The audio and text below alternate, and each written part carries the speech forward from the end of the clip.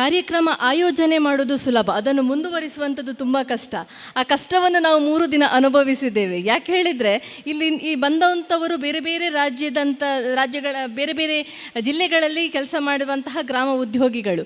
ಅವರನ್ನು ಒಟ್ಟು ಸೇರಿಸುವಂಥದ್ದು ಬೆನಕ ಈವೆಂಟ್ಸ್ ಮಾಡಿರಬಹುದು. ಆದರೆ ಅವರು ನಮ್ಮ ಊರಿಗೆ ಬಂದಿದ್ದಾರೆ. ನಮ್ಮೂರಿಗೆ ಬಂದಾಗ ಅವರಿಗೆ ನಿಯೋಜಿತವಾದಂಥ ವ್ಯವಸ್ಥೆಯನ್ನು ಮಾಡಿಕೊಡುವಂಥದ್ದು ನಮ್ಮ ಜವಾಬ್ದಾರಿಯಾಗಿತ್ತು. ಹಾಗಾಗಿ ಆ ಜವಾಬ್ದಾರಿಯಲ್ಲಿ ಸ್ವಲ್ಪ ಹೆಚ್ಚು ಕಡಿಮೆಗಳಾಗಿರಬಹುದು. ಹಾಗಾಗಿ ಮೊದಲಾಗಿ ಕ್ಷಮೆ ಕೇಳ್ತಿದ್ದೇವೆ. ಪ್ರಚಾರದ ವಿಷಯದಲ್ಲಿ ಬಂದಾಗ ಪ್ರಚಾರ ಕಾರ್ಕಳದಲ್ಲಿ ತುಂಬ ರೀತಿಯಲ್ಲಾಗಿದೆ. ಹಳ್ಳಿಗೆ ಮುಟ್ಟಿಸುವಂಥ ಪ್ರಯತ್ನಗಳನ್ನು ನಾವು ಮಾಡಿದ್ದೇವೆ.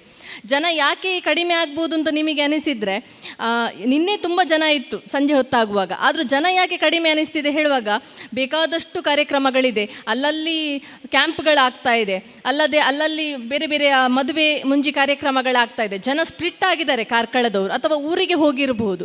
ಈ ಎಲ್ಲ ವ್ಯವಸ್ಥೆಯ ದೃಷ್ಟಿಯಿಂದ ನಿಮಗೆ ಕಡಿಮೆ ಸಂಖ್ಯೆ ಅಂತ ಅನಿಸ್ಬಹುದು. ಆದರೆ ನಮಗೆ ಇದು ಬಹುದೊಡ್ಡ ಮಟ್ಟಿನಲ್ಲಿ ಬಂದಿರುವಂಥ ಸಂಖ್ಯೆ. ಬಿಲ್ಲವ ಸಮಾಜದ ರೂಪುರೇಷೆಗಳೇ ಒಮ್ಮೆ ಬದಲಾದಂತಹದ್ದನ್ನು ನಾವಿಲ್ಲಿ ಕಾಣಬಹುದು. ಯಾಕೆ ಹೇಳಿದರೆ, ಈ ಕಾರ್ಕಳದ ನಗರದಲ್ಲಿ ಇಂತಹ ಕಾರ್ಯಕ್ರಮ ಆದದ್ದು ನನಗೆ ಗೊತ್ತಿರುವ ಪ್ರಕಾರ ಮೊದಲಿದ್ದಾಗಿಯೇ. ಹಾಗಾಗಿ ನಾನು ತುಂಬ ಹೃದಯದಿಂದ ಇದನ್ನು ಸ್ವಾಗತ ಕೊಡ್ತಾ ಇದ್ದೇನೆ.